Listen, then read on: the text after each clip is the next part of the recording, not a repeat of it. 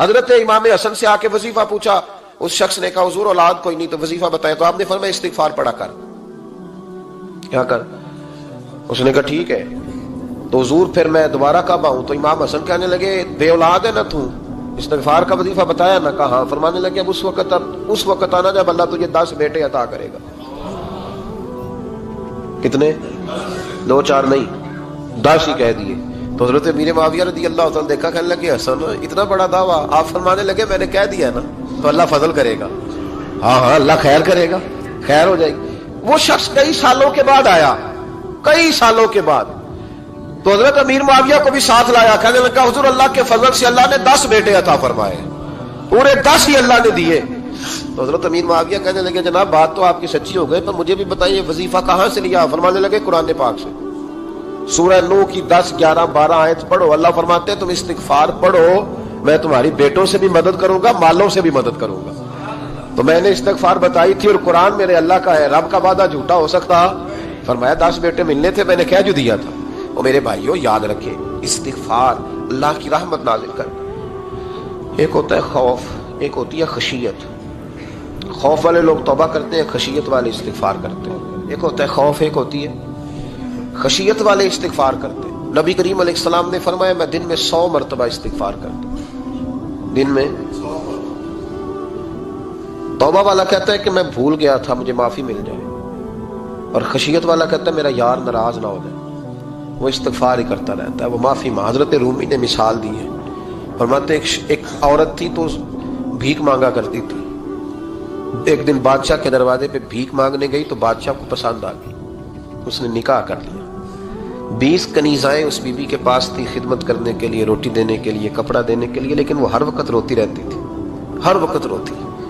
ایک سمجھدار کنیز کہنے لگی کہ ملکہ اب تیرا درجہ بہت بڑا ہے، تو ہر وقت روتی رہتی ہے، معافیاں ہی مانگتی رہتی ہے ہر وقت، کون سی ایسی نعمت ہے جو تیرے پاس نہیں؟ تو وہ کہنے لگی اس لیے تو روتی ہوں۔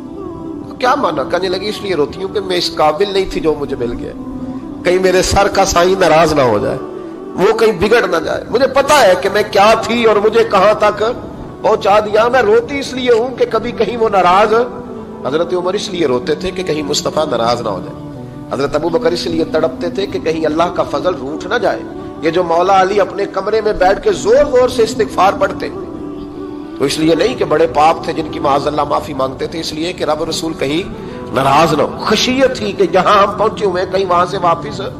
استغفار بندے کی اللہ سے صلح کرا دیتا ہے، بندے کی رب سے صلح ہو جاتی ہے جب استغفار۔ دیکھیں نا بڑی سادی سی بات ہے کہ 2 بھائی ناراض ہوں تو بڑا کہتا ہے اس نے میری بے ادبی بڑی کی، تو چھوٹا اگر پاس آ جائے اور پیر پکڑ لے کہ چل یار معاف کر دے، تیرا بھائی نہیں۔ پتہ کیا ہوتا ہے؟ صرف معافی نہیں ملتی، ہاں صرف معافی نہیں، چھوٹے نے بے ادبی کر دی، بڑے کو تکلیف ہوئی، بات جب آگے بڑھی نا تو بڑے نے شکوہ کیا، جب لوگوں نے چھوٹے کو سمجھایا تو چھوٹا جب معافی مانگتا، ادھر دیکھو میری طرف، جب چھوٹا معافی مانگتا ہے نا اٹھ کے جاتا ہے اور بڑے کے پیر پکڑتا تو میرا معاف نہیں کرتا، بڑا رو بھی پڑتا ہے، بڑا رو بھی پڑتا ہے، اور وہ کہتا ہے کہ وہ میں اور تم اماں کے پاس اکٹھے بیٹھتے، ایک باپ کی موٹر سائیکل پہ اکٹھے بیٹھتے، تو تیرا اور میرا رشتہ اتیار تو نے یہ کیوں؟ وہ جو آنسو نکلتے ہیں نا وہ درد ہوتا ہے، وہ کیف ہوتا ہے، وہ سوز ہوتا ہے، وہ لذت ہوتی ہے، وہ پیار ہوتا ہے۔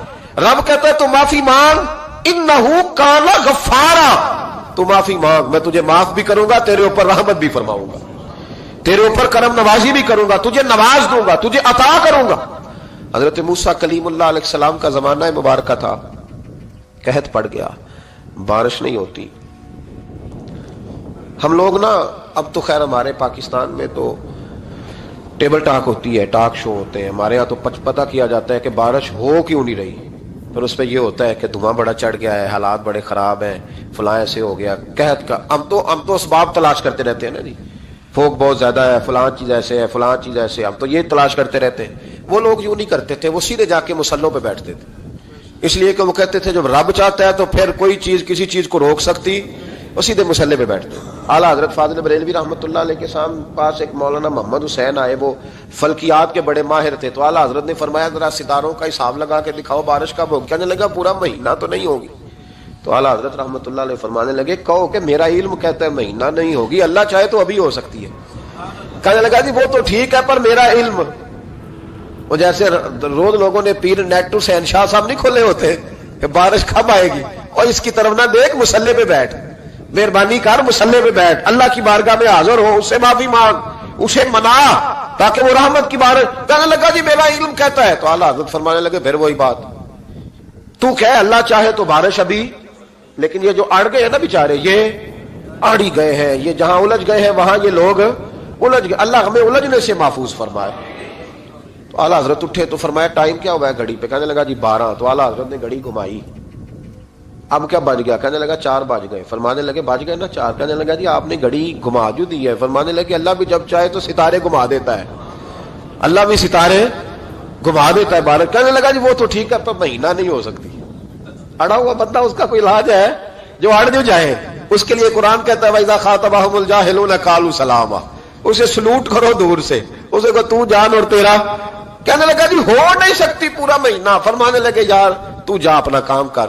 وہ شخص کہتا ہے میں نے دروازہ کھولا اعلیٰ حضرت کا، کمرے سے باہر نکلا تو تیز بارش ہو رہی، واپس آیا تو میں نے کہا احمد رضا یہ عقیدہ کہاں سے لیا ہے؟ فرمایا دروازہ مصطفیٰ سے لیا ہے صلی اللہ علیہ وسلم۔ تو یاد رکھیں کہ اللہ کو منانا چاہیے، استغفار کرنا چاہیے، اس کی برکات۔ حضرت موسیٰ ساری قوم کو لے کے نکل گئے۔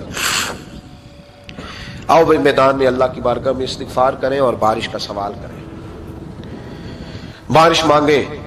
جب باہر نکلے دیر تک دعائیں ہوتی رہیں تو حضرت موسیٰ علیہ السلام کو رب کریم نے وحی فرمائی کہ موسیٰ آپ کی قوم میں نے ایک شخص ہے جس کو 40 سال ہو گئے نافرمانی کرتے، اس نے رب سے صلح نہیں کی۔ کتنے لوگ ہیں؟ ایک، اور 40 سال سے وہ نافرمان ہے، اس کو مجمع سے نکال تو بارش ہو جائے۔ اگر ایک گناہگار کی وجہ سے بارش رک جاتی ہے، اور جہاں دروازے کھلے ہوئے ہوں، جہاں تنہائیاں خوفناک ہوں، اور جہاں تباہی اتری ہوئی ہو، اور جہاں لوگ کروڑوں روپیہ مال ہڑپ کر گئے ہوں، اور جہاں علماء کو ہاتھ کڑیاں لگا کے ٹھنڈی زمینوں پہ لٹا دیا جائے، اور قوم کہہ رہی ہو اچھا ہوا اچھا ہوا، اور لوگ پھپتیاں اڑا رہے ہوں، مذاق کر رہے ہوں، تو پھر اس قوم پہ کس طرح کر کے فضل الہی۔ اور یہ مولوی کا معاملہ نہیں، یہ تو ممبر رسول کا معاملہ ہے۔ میرے مصطفیٰ نے یہ نہیں کہا پیر میرا وارث ہے، حضور نے فرمایا عالم میرے دین کے وارث ہے۔ ہاں حضور نے فرمایا جس نے عالم کے چہرے کا دیدار کیا سمجھے میں نے اپنے نبی کی زیارت کی ہے۔ لیکن یہاں تو خیر یہ عنوان نہیں، ورنہ میں اس پر جاتا ہے۔ تو کہا ایک بندہ ہے 40 سال سے اللہ کی نافرمانی کر رہا ہے، وہ اگر نکل جائے تو بارش ہو جائے گی۔ حضرت موسیٰ نے اعلان کر دیا بھی ایک شخص ہے، وہ اگر نکل جائے تو بارش ہو جائے گی۔ پتہ تو ہوتا ہے نا سب، مجھے بھی پتہ ہے کہ میں اندر سے کیسا ہوں، اور آپ کو بھی خبر تو ہوتی ہے نا جی۔ جب بات ہو رہی ہوتی ہے تو پھر پتہ تو چلتا ہے نا کہ بات کہاں جا کے سیٹ ہو رہی ہے، پتہ چلتا ہے نا۔ اسے بھی چل گیا پتہ، اب اندر ہی اندر رونے لگا۔ اور دیکھو امام راضی اور امام غزالی دونوں نے لکھا ہے کہ اس درد سے رویا، اس درد سے کہ ادھر والے کو بھی پتہ نہ چل جائے، مجمع کے اندر کھڑا ہے اور ادھر والے کو بھی استغفار، دیکھو ادھر والے کو پتہ نہ چل جائے اور ادھر والے کو بھی کہیں ہجوم میں غم میں بھی توہین نے ضبط غم نہ ہوئی، ہم اس احتیاط سے روئے کہ آنکھ نم نہ ہوئی۔ ہجوم میں غم میں بھی توہین نے ضبط غم نہ ہوئی، ہم اس احتیاط سے روئے کہ آنکھ نم نہ ہوئی، روئے بھی پر کسی کو آنسو نہیں دیکھنے دیے۔ اب اس درد سے کہتا ہے اللہ تو تو معاف کرنے والا ہے نا، تو تو معاف کرتا ہے، پردہ پوشی کرتا ہے، اور مالک اگر لوگوں کو پتہ چل گیا تو میرے تو بچوں کا بھی جینا حرام کر دے گا، یا اللہ میری تو آنے والی نسل بھی تڑپ کے وقت گزارے گی۔ مالک تو معاف کر دیا کرتا ہے، لوگ نہیں معاف کرتے، اے اللہ یہ میری خوبیاں بھول جائیں گے، میری خامیوں پر بات، مالک میں یہ ذلت نہیں برداشت کر سکتا، فضل فرما۔ حضرت موسیٰ نے دوبارہ اعلان کیا نکلتے ہو کہ نہیں نکلتے؟ پھر تڑپا، خدا بندہ مجھے بے آبرو نہ کر، یہ ذلت اور رسوائیاں یہ نہیں برداشت ہوتی، اللہ درگزر۔ حضرت موسیٰ نے تیسرا اعلان کیا نکلتا ہے یا میں پھر اس کا نام لوں، اللہ سے پوچھ کے نام لوں اس کا، بتاؤ کون ہے؟ اب تو تڑپ گیا، کہنے لگا مالک میں تیری بارگاہ میں استغفار کرتا ہوں، آئندہ نہیں کرتا، آئندہ نہیں کرتا۔ یہ لفظ ادا کیے، بندہ کوئی بھی نہیں نکلا، رب کریم نے بارش عطا کر دی، تیز بارش جب برسی نا، تیز بارش، لوگ تو مین دیکھ کے دوڑ گئے۔ تو حضرت موسیٰ کہنے لگا یا اللہ مجھے بھی تو بتا، تو نے کہا تھا کہ جب تک بندہ نہیں نکلتا بارش نہیں ہوگی، تو نکلا کوئی بھی نہیں، بارش ہو گئی، ماجرا کیا ہے؟ تو رب کریم نے فرمایا موسیٰ بس اس نے مجھ سے صلح کر لی، اس نے مجھ سے صلح کر لی۔ اور امام غزالی نے لفظ لکھے، حضرت موسیٰ نے پوچھا، حالانکہ اللہ اپنے نبیوں کو غیب کے خزانے دیتا ہے، پوچھا کہ اے اللہ مجھے اس کا نام بتا دے، تو رب کریم نے فرمایا موسیٰ جب گناہگار تھا تب نہیں کسی کو بتایا، جب پاپی تھا تب نہیں بتایا، جب مجرم تھا تب نہیں بتایا، اب کیسے بتا دوں؟ فرمایا اس کی میری صلح ہو گئی ہے، اور فرمایا جو بارش نہیں نہ ہو رہی تھی وہ بھی اس کی وجہ سے نہیں ہو رہی تھی، اب جو ہوئی ہے نا تو یہ بھی اسی کی وجہ سے ہوئی ہے، یہ بارش اب جو ہوئی ہے تو یہ بھی یہ اس گناہگار کے سبب سے۔ اپنی راتیں اللہ کے ساتھ گزارے، مصلی پہ بیٹھے۔ میرے صاحب رحمۃ اللہ علیہ سے جب کوئی کہتا نا کہ بڑا پریشان ہوں تو کچھ بتائیں، تو فرماتے آج رات مصلی پہ بیٹھ کے اپنے رب سے بات کرنا، میں بھی بات کروں۔ بندوں کو دکھ بتانے سے عزت میں کمی آتی، اور اگر اللہ کو بندہ اپنے دکھ بتائے تو اللہ عزتیں بڑھا دیتا ہے۔ ترمذی شریف کی حدیث ہے، نبی پاک علیہ السلام نے فرمایا اگر تو دنیا داروں کو دکھ بتائے گا تو اللہ تجھے غنی نہیں کرے گا، اور اگر تو اپنے رب کو بتائے گا تو اللہ بڑی جلدی تجھے دنیا سے بے نیاز کر دے گا، تجھے لوگوں کی ضرورت نہیں رہے گی۔ استغفار کریں، کثرت سے کریں، ذوق سے کریں، مصلی آباد رکھیں، ہر شے دیکھو نا، جس طرح کھانے کی میز آباد رہتی ہے، بستر آباد رہتا ہے، ہمارے دیگر معاملات، اگر مصلی نہ آباد رہے تو روح بے چین رہتی ہے، طبیعت بے قرار رہتی ہے۔ انسان میں نے دیکھا ہے بڑے بڑے سمجھدار لوگ پاگلوں جیسی زندگی گزار رہے ہیں، بولتے جا رہے ہیں، بولتے جا رہے ہیں، بولتے جا رہے ہیں، ایسے کسی کو کوئی خبر کہ 6 فون اٹھائے ہوئے ہیں، ایسے جیسے ڈسٹرب ہو گئے مینٹلی طور پر۔ وجہ کیا ہے کہ ان سے جان نہیں چھڑاتے۔ کبھی سارے موبائل بند کر کے نا، سارے بچے ہر چیز سائڈ پہ کر کے مصلی پہ بھی آنا چاہیے، اور مالک تو بڑا ہی کریم ہے، اللہ تو بڑے کنز المال کی حدیث سنا کے بعد سمیٹتا ہوں۔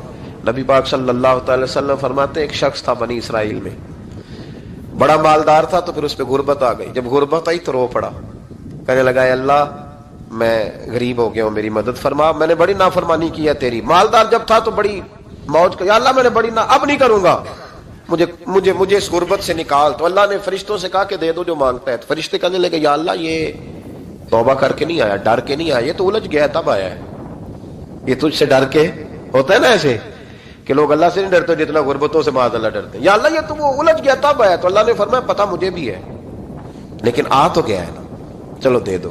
تو کہا یا اللہ اگر دے دیا تو دوبارہ نہیں آئے گا۔ فرمایا اس کا بھی مجھے پتا ہے، تم دے دو۔ اسے دے دیا۔ جب دولت مل گئی نا تو کہنے لگا اوہو وہ تو میں نے اس طریقہ سے ہی استعمال کیا اس لیے کامیاب ہو گیا۔